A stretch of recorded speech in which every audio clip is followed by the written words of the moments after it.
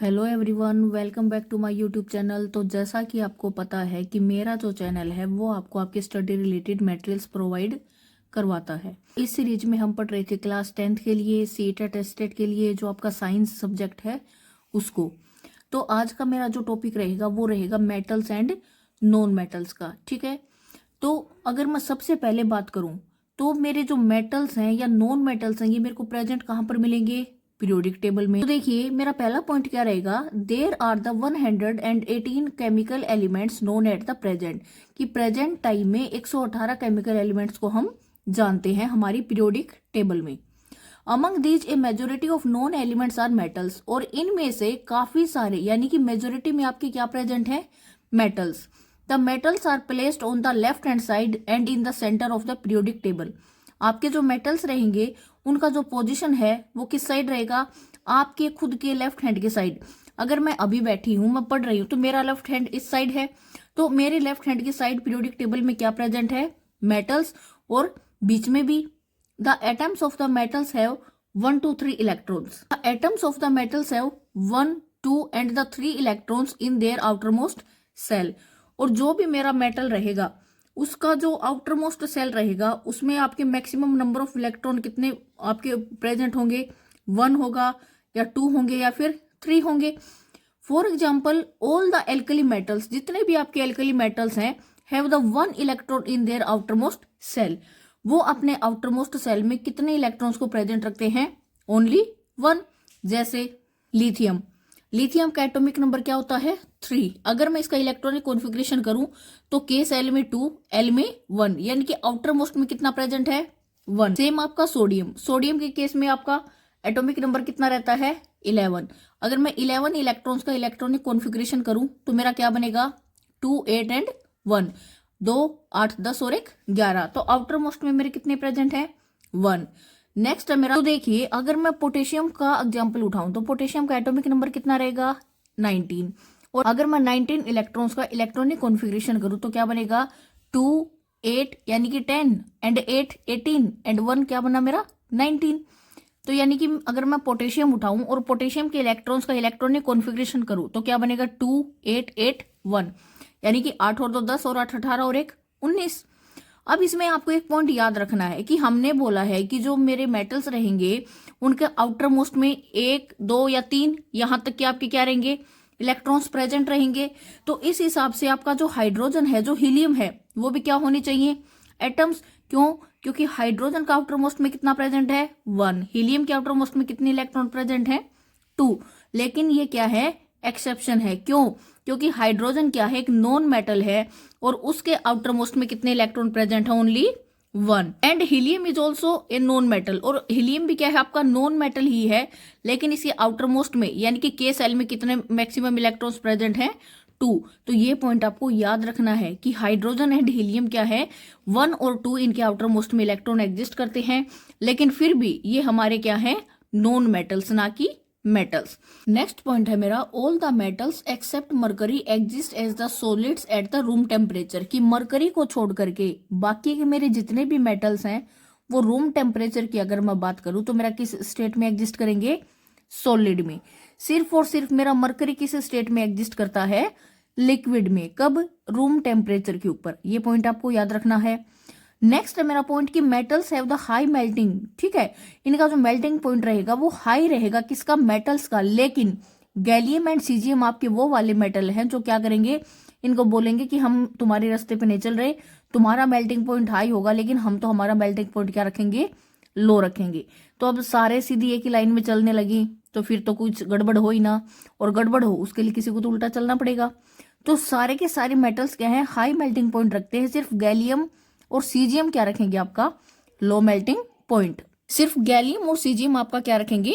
Low melting point.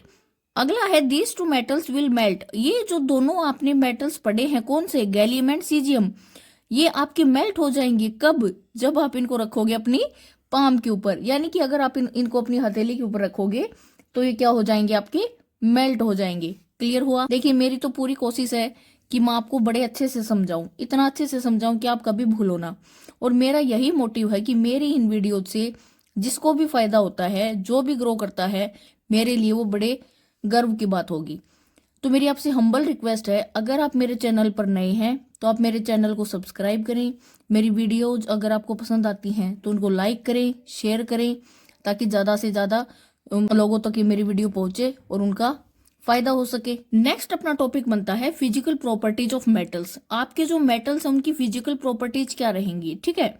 तो देखिए, physical property मतलब कैसा दिखता है, ठीक है। आप उनको टच करते हो, कैसा आपको फील होगा, क्या उनका मेल्टिंग पॉइंट रहेगा, क्या बॉइलिंग पॉइंट रहेगा, ठीक है।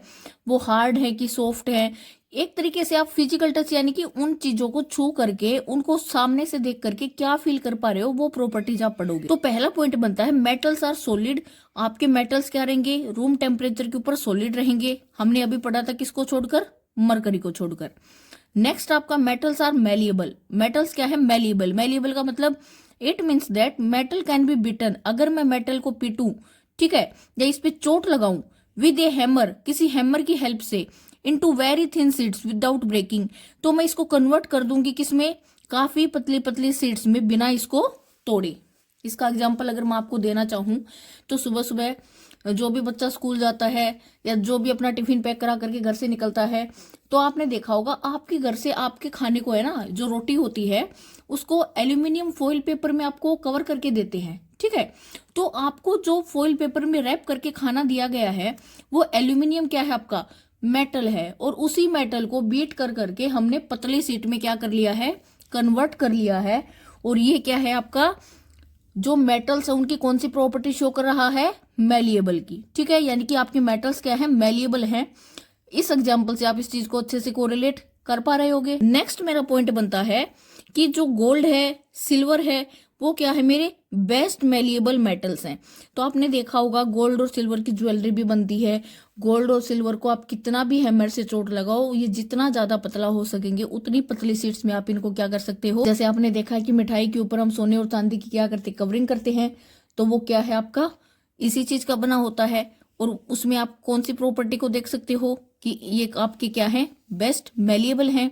उसके बाद अगर बेस्ट पूछे तो गोल्ड एंड सिल्वर, लेकिन अगर क्या है इनसे थोड़ा सा कम पूछे तो नॉर्मली हम क्या बोलते हैं कि एल्यूमिनियम एंड कॉपर भी क्या है, आपके हाईली मेलिएबल हैं। क्लियर हुआ। नेक्स्ट मेरा प्रॉपर्टी क्या है, मेटल्स आर डक्टाइल।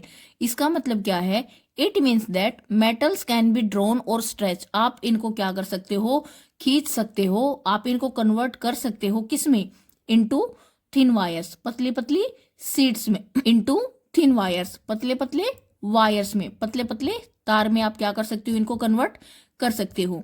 तो वापस से अगर आपसे बेस्ट का एग्जांपल पूछा जाए तो गोल्ड एंड सिल्वर, ठीक है। ये क्या है, आपके मोस्ट डक्टाइल मेटल्स हैं। आपने सोने चांदी के गहने देखे होंगे, ठीक है, तो कितना पतला पतला मतलब उसका वायर बना करके उस चीज को बनाया गया है, आप इस चीज को समझ सकते हो। नेक्स्ट है मेरा कॉपर एंड एल्यूमिनियम। ये भी क्या रहेंगे, मेरे काफी ज्यादा डक्टाइल रहेंगे। क्लियर हुआ। नेक्स्ट मेरा बनता है पॉइंट कि they are used in the electrical wiring. अब आपका जो कॉपर है, जो एल्यूमिनियम है, आपने इनको मोस्टली कहां पर देखा होगा, अपने घर की इलेक्ट्रिकल वायरिंग में। क्लियर हुआ इतना। नेक्स्ट आपका पॉइंट बनता है कि metals are the good conductor of heat and electricity. कि मेटल्स क्या रहते हैं, आपके बेस्ट कंडक्टर माने जाते हैं किसके, हीट एंड इलेक्ट्रिसिटी के। क्लियर हुआ। अब इसमें भी अगर आपसे बेस्ट का पूछे तो सिल्वर क्या है, आपका बेस्ट कंडक्टर ऑफ हीट है। और कॉपर एंड एल्यूमिनियम क्या है आपके, ये भी काफी अच्छे कंडक्टर ऑफ हीट है। लेकिन जो लेड है आपका, वो क्या है, पुअरेस्ट कंडक्टर ऑफ हीट। अब आप बोलोगे अगर इतना ही अच्छा कंडक्टर है सिल्वर, तो हम घर पे यूज क्यों नहीं करते, हम कॉपर और एल्यूमिनियम को यूज क्यों करते हैं। देखिए, आपका सिल्वर जो है वो काफी महंगा है, एक्सपेंसिव है, और यही रीजन है कि आप सिल्वर को यूज नहीं कर सकते अपने घर की वायरिंग में। सो हम किसका यूज करते हैं, कॉपर एंड एल्यूमिनियम का। क्लियर हुआ। नेक्स्ट बनता है कि जो अच्छे थे वो तो हमने पढ़ लिए, एक ऐसा भी है जो आपका पुअर कंडक्टर है हीट का, वो कौन है, लेड। एक बचा आपका मरकरी, ये आपका कंडक्टर तो है लेकिन क्या है, पुअर कंडक्टर है। किसके कंपैरिजन में, बाकी और मेटल्स के कंपैरिजन में। हालांकि लेड से ज्यादा स्ट्रॉन्ग है, लेकिन अगर कॉपर की, एल्यूमिनियम की, सिल्वर की बात करें तो ये क्या है, आपका पुअर कंडक्टर है हीट का as compare to the other metals. Clear हुआ। मैंने हर एक वो जरूरी पॉइंट डालने की कोशिश की है जो आप कभी भी ना भूलो और आपको लाइफ लॉन्ग के लिए वो क्या रहे, याद रहे और आपके काम आए।